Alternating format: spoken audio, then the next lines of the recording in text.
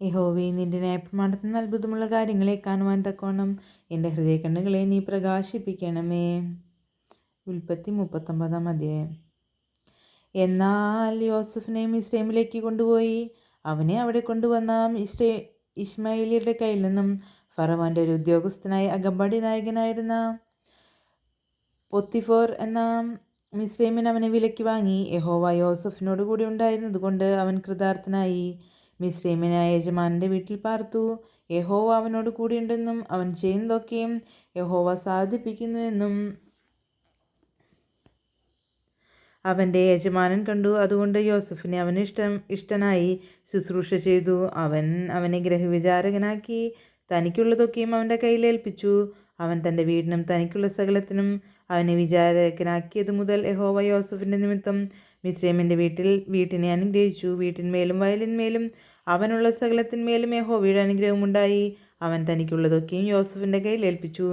താൻ കഴിക്കുന്ന ഭക്ഷണം ഒഴികെ അവൻ്റെ കൈവശമുള്ള മറ്റു യാതൊന്നും അവൻ അറിഞ്ഞില്ല. യോസഫ് കോമളിനും മനോഹര രൂപിയുമായിരുന്നത് കൊണ്ട് യജമാനൻ്റെ ഭാര്യ യോസഫിന്മേൽ കണ്ണു പതിച്ചു. എന്നോടുകൂടെ ശയിക്ക എന്ന് പറഞ്ഞു. അവൻ അതിന് സമ്മതിക്കാതെ യജമാനൻ്റെ ഭാര്യയോട്, ഇതാ, വീട്ടിൽ എൻ്റെ കൈവശമുള്ള യാതൊന്നും എൻ്റെ യജമാനൻ അറിയുന്നില്ല. തനിക്കുള്ളതൊക്കെയും എൻ്റെ കയ്യിൽ ഏൽപ്പിച്ചിരിക്കുന്നു. ഈ വീട്ടിൽ എന്നേക്കാൾ വലിയവനില്ല.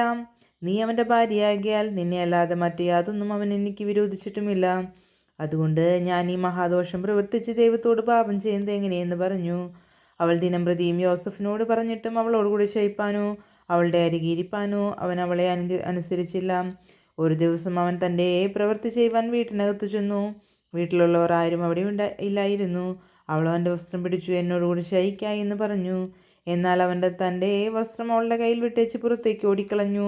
അവൻ വസ്ത്രം തൻ്റെ കയ്യിൽ വിട്ടേച്ച് പുറത്തേക്ക് ഓടിപ്പോയി എന്ന് കണ്ടപ്പോൾ അവൾ വീട്ടിലുള്ളവരെ വിളിച്ചു അവനോട്, കണ്ടോ, നമ്മെ ഹാസ്യമാക്കേണ്ടതിന് അവനൊരു എബ്രായനെ കൊണ്ടുവന്നിരിക്കുന്നു.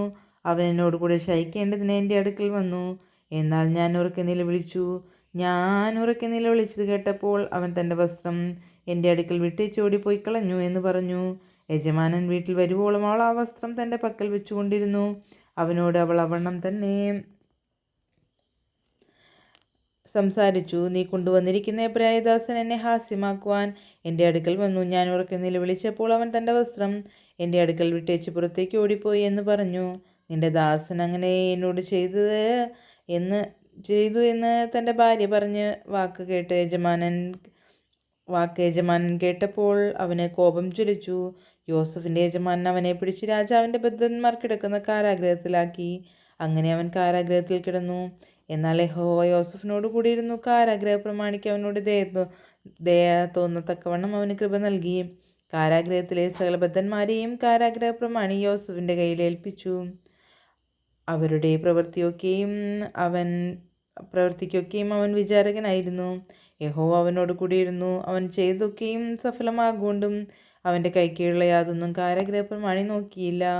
ദൈവമേ, സ്തുതിക്ക് യോഗ്യമാവുന്നു. ബാറയ്ക്കുമോർ.